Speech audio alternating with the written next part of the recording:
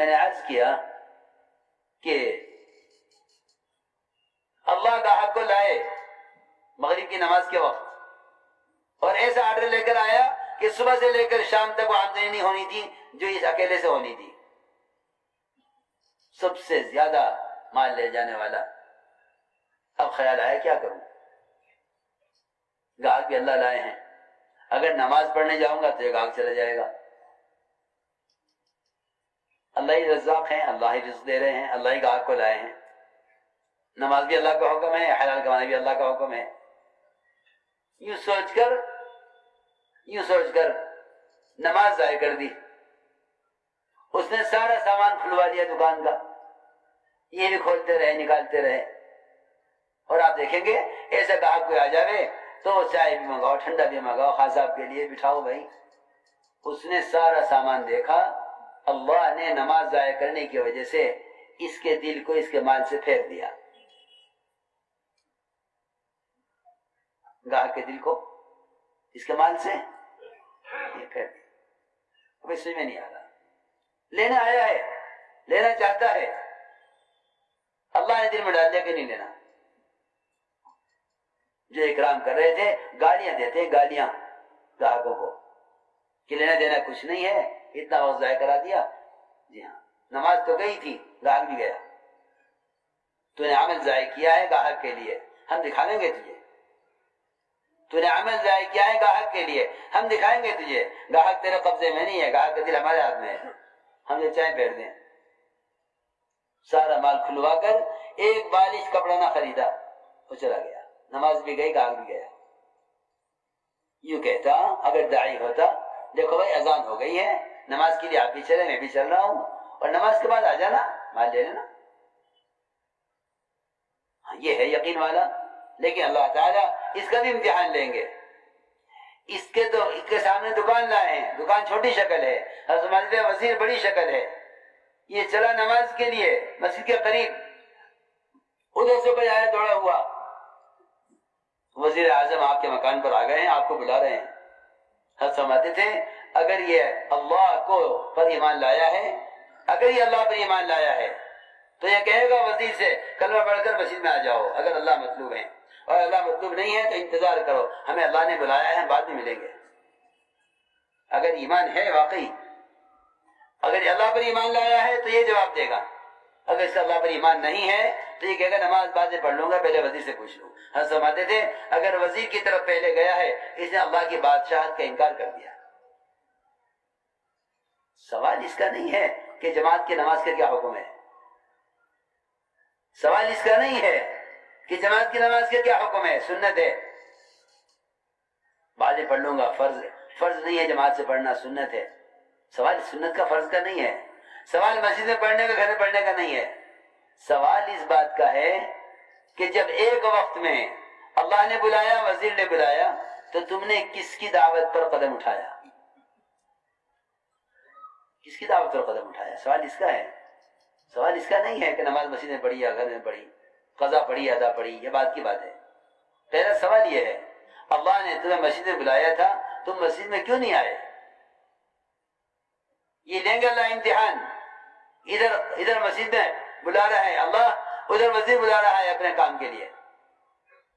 اگر اللہ پر ایمان ہے تو وزیر کا انکار کرے گا، اور اگر وزیر پر ایمان ہے تو اللہ کا انکار کرے گا، سیدھی بات ہے۔ یہ ہم میں سے ہر آدمی خود اپنے ہاتھ پر غور کرے، خود اپنے ہاتھ پر غور کرے۔ اذان کی آواز سن رہا ہے، اگر سونے والے آدمی سے یہ کہا جاوے تیرے گھر کے دروازے پر وزیر اعظم آ گئے ہیں، تو یہ کیسے کود کر اٹھے گا، کیا سوچے گا؟ اور مؤذن کی اذان اللہ کی طرف سے دعوت ہے، اعلان نہیں ہے نماز کا، دعوت ہے، اللہ بلا رہے ہیں، فوراً بلا رہے ہیں مسجد میں۔ ابھی تک ہمارے بیان کا یا ہمارے عوام کی سوچ کا یہ رخ نہیں ہے، کہیں بھی نہیں ہے، کہیں بھی نہیں ہے۔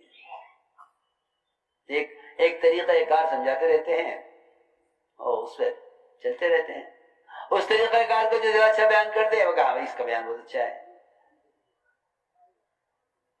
یہ ہمارا حال ہے کہ بھائی جو تمہیں ترکیب بتاوے بس وہ ہے کام، وہ ہے کام سمجھا ہوا، کام یہ تھا۔ کہ ساری دنیا کی حکومتوں کو لات مار دو ایک نماز کے لیے، اللہ رب العزت تمہیں ساری حکومت پر بادشاہ بنا دیں گے، جھکیں گے تمہارے قدموں میں۔ حضرت کی باتیں میں عرض کر رہا، یہ مشق نماز پر نہیں ہے، نہ پرانوں میں ہے، نہ لوگوں کا تو کہنا ہی کیا ہے، پرانوں کا حال میں عرض کر رہا۔ جماعت کی نماز چھوڑ دیں گے، ذرا سی بات پیش آئی، جماعت کی نماز چھوڑ دیں گے۔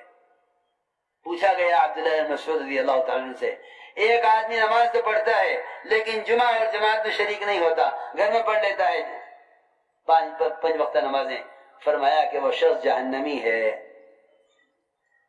باوجود نماز پڑھنے کے جہنمی ہے، جو کہ جماعت کی نماز میں شرکت نہیں کرتا۔ جماعت کی نماز امت کی 5 مرتبہ اجتماعیت دکھانے کے لیے ہے جماعت کی نماز، کہ ہر محلے سے مسلمان چھٹ کر کفار و مشرکین کے درمیان سے چھٹ کر 5 مرتبہ الگ ہو کر دکھلاویں کہ ہم مسلمان ہیں۔ یہ تھی جماعت کی نماز۔ اس لیے میرے دوستو عزیزوں، ایک اپنی نمازوں میں یہ کمال پیدا کرو، اور ایک اپنی نمازوں کے ذریعے اللہ سے حاجتوں کو پورا کرواؤ، سب کو مؤخر کرو، عمل کو مقدم کرو۔ ایک بات ضروری یہ ہے کہ رات کے قیام کا اہتمام کرو، اس کی بڑی کمی ہے کام کرنے والوں میں۔ باتوں میں آدھی رات ہو گئی، مشورے لمبے ہو گئے، تھک گئے، سو گئے، پھر فجر میں اٹھ گئے، پھر کوئی اٹھ کے بول لیا، کچھ نہیں ہے۔ بلکہ رات کا قیام نفس کو کچلنے والا اور دعوت کی بات کو واضح کرنے والا، اور دن بھر دعوت کے کام میں اس کے تقاضوں پر سب سے زیادہ اللہ کی حمد کرنے والا رات کا قیام ہے۔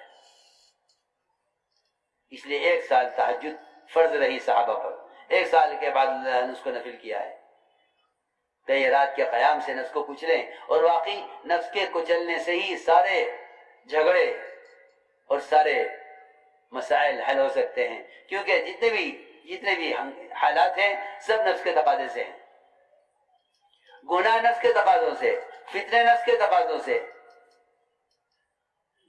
اور اس کی کچلنے کا سب سے مؤثر عمل وہ رات کی تہجد اور قیام ہے۔ فرمایا اشد وطئا، سب سے زیادہ نفس کو کچلنے والا عمل وہ رات کا قیام۔ حضور اکرم صلی اللہ علیہ وسلم باوجود بیماری کے، بھوک کے، پوچھا ابو ہریرہ رضی اللہ عنہ کہ آپ بیٹھ کر نماز کیوں پڑھ رہے ہیں؟ فرمایا ابو ہریرہ بیماری نہیں ہے، بھوک ہے۔ آپ کو دیکھا صحابہ نے عرض کیا آپ پر بیماری کے اثرات ظاہر ہو رہے ہیں، فرمایا میں نے اس بیماری میں رات 7 سورتیں لمبی پڑھی ہیں قرآن کی، لیکن رات کے قیام کا معمول عام طور سے نہیں ہے۔